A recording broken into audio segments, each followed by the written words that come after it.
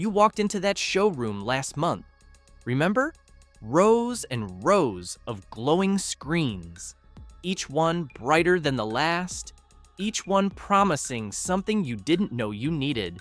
And somewhere between the third salesperson and the fifth remote control demo, you felt it, that quiet exhaustion, that voice in the back of your mind whispering, "Am I about to make $1,000 mistake?" You're not alone. Millions feel it every single day. And here's the thing they don't want you to know. The TV you almost bought, it's about to get cheaper, much cheaper. Not because it failed, not because something's wrong with it, but because the calendar is about to flip. And in this industry, timing is everything. Every year, homes get smarter, but the decisions, they get harder. We're told to trust the specs, trust the reviews, trust the labels that say bestseller and editor's choice. But trust has become currency, and currency gets spent on us. It's hypnotic, really. The way they arrange those screens, the way the lighting hits just right, the way every demo reel shows the same waterfall, the same sunset, the same explosion of color that makes your living room seem inadequate. And it's intentional, because in these spaces, confusion is profit. They don't sell you the best TV. They sell you the best illusion. The illusion of urgency. The illusion of missing out. The illusion that waiting means losing. But what if waiting meant winning? This is the story of 7 televisions. 7 machines built to impress. 7 products that marketing teams have pushed hard for 12 months straight. And now, quietly, almost invisibly, they're about to drop in price. Not by $20, not by $50, by hundreds. And nobody is talking about it, because talking about it doesn't serve the machine. Talking about it doesn't move Q4 inventory. Talking about it doesn't help brands position their next flagship. So they stay quiet and hope you buy now. But you found this video, and that changes things. Let's start with something important, something that gets lost in the noise of refresh rates and contrast ratios and AI upscaling buzzwords. A television is not a specification sheet. A television is a window into movie nights where the popcorn burns a little because nobody wanted to pause the scene. A window into Sunday mornings where cartoons play softly while coffee brews in the kitchen. A window into late nights where you fall asleep on the couch and the screen dims itself, knowing you're tired before you do. That's what we're really buying. Moments, memories, time together and time alone. And the right screen doesn't shout at you, it disappears. It lets the story breathe. So when we talk about price drops, we're not talking about getting a deal. We're talking about access. Access to quality that once felt out of reach. Access to technology that finally meets life where it actually happens.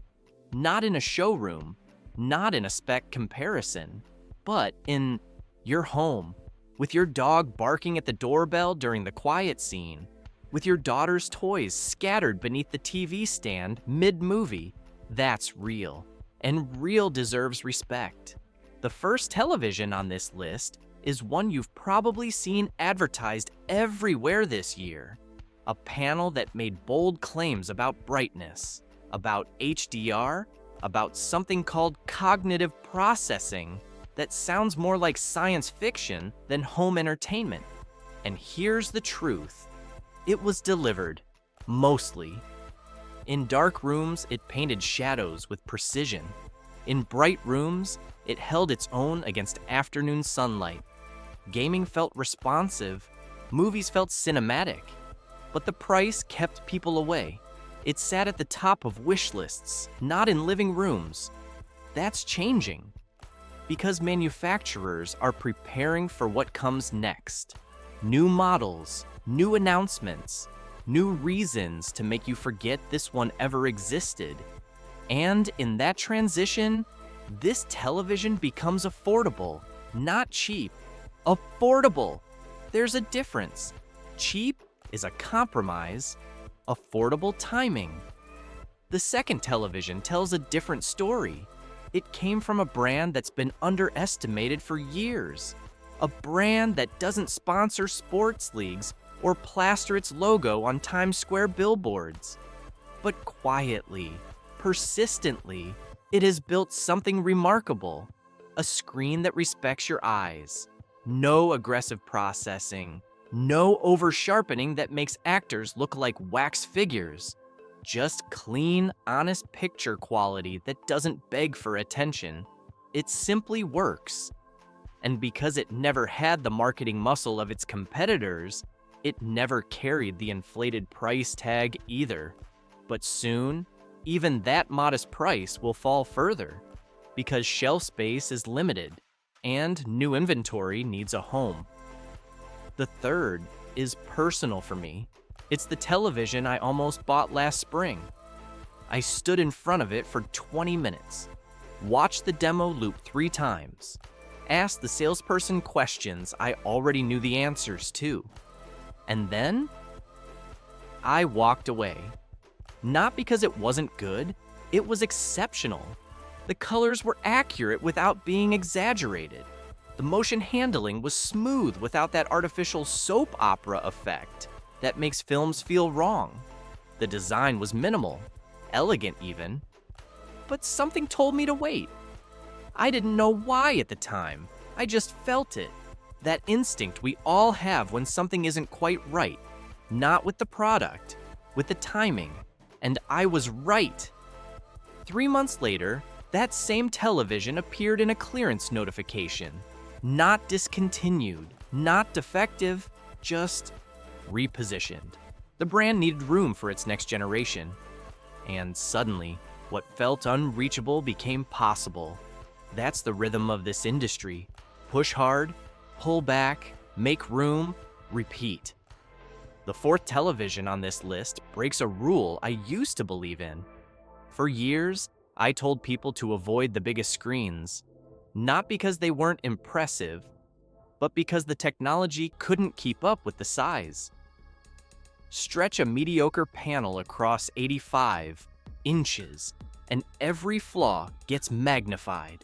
Every compression artifact, every motion blur, every color inconsistency. It becomes a billboard of imperfection. But this one surprised me. It's large, unapologetically large. The kind of screen that makes you rearrange furniture, the kind that turns a living room into a private cinema. And yet, it holds together. The picture remains cohesive. The blacks stay deep. The colors stay balanced. How? Because the engineers prioritize differently. They didn't chase peak brightness wars. They didn't stuff the panel with processing gimmicks that sound impressive, but create more problems than they solve. They focused on consistency, on reliability, on making sure that every inch of that massive display told the same visual story. It's not perfect. No television is. In extremely bright rooms, it struggles more than smaller premium panels. Fast-paced sports can occasionally reveal its limits. But for films? For streaming? For those quiet evenings when you sink into the couch and let a story wash over you? It delivers something rare, immersion without distraction. And right now, retailers are sitting on inventory they didn't move during the holiday rush. That means motivation. That means flexibility. That means the price you see today won't be the price you see in 6 weeks. The fifth television represents a contradiction. It comes from a brand known for premium everything. Premium materials, premium marketing, premium price tags that make you wonder if you're buying a screen or a status symbol. And yet this particular model exists in a strange middle space. It has the brand name, it has the build quality, It has that satisfying weight and finish that tells you immediately this is not disposable technology. But it doesn't have the flagship panel. It doesn't have the proprietary processor that powers their top-tier offerings. It sits one rung below the summit, and that positioning creates opportunity because most shoppers either stretch for the best or settle for the budget. The middle gets overlooked, ignored, treated like a compromise rather than a choice. But compromise isn't always weakness. Sometimes it's wisdom.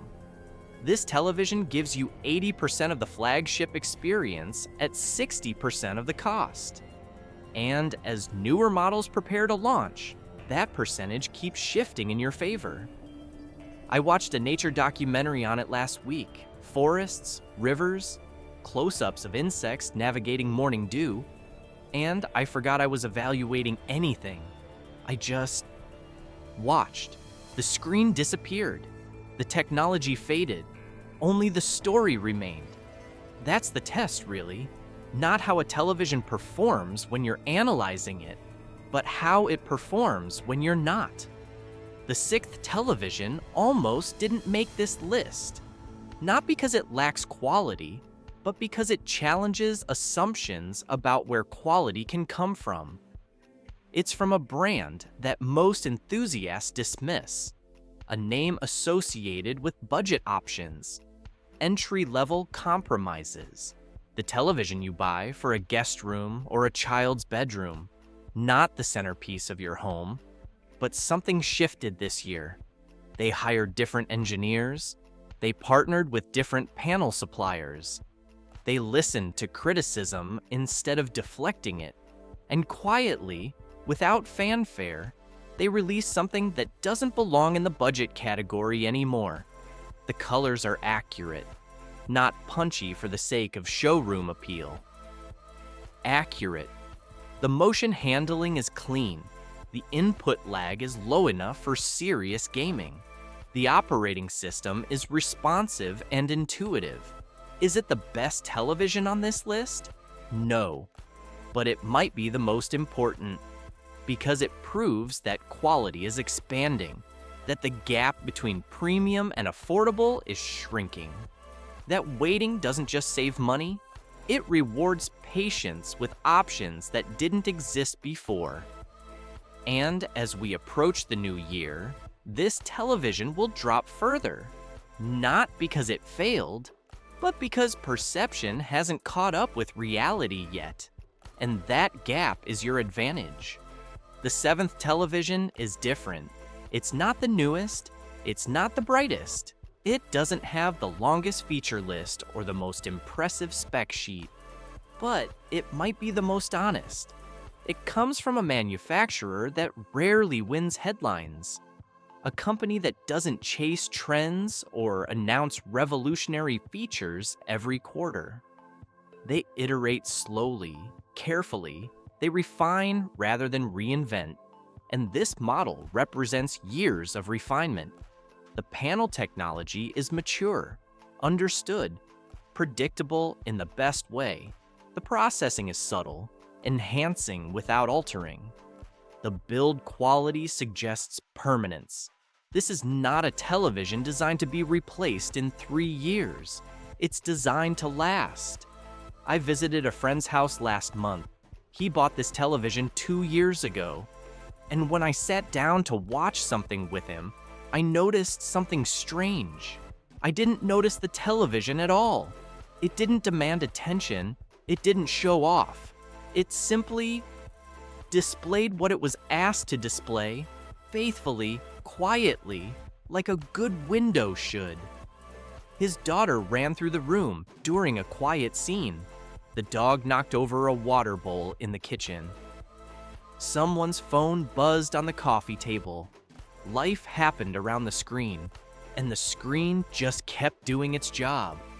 That's the seventh television. Not the flashiest choice, but perhaps the most mature one.